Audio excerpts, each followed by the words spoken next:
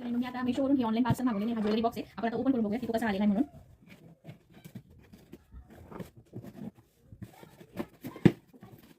चांगला नाही 3 कप्पे आहेत. हे बघा आता मी हे सगळं व्यवस्थित सेट लावून घेते.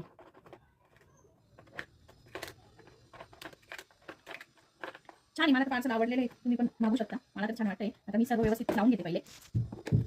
हा वरचा आहे.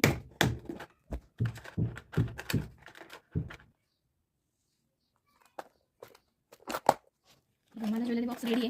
तुम्ही पण नक्की मागू शकता. इयरिंग्स ठेवण्यासाठी खूपच छान आहे.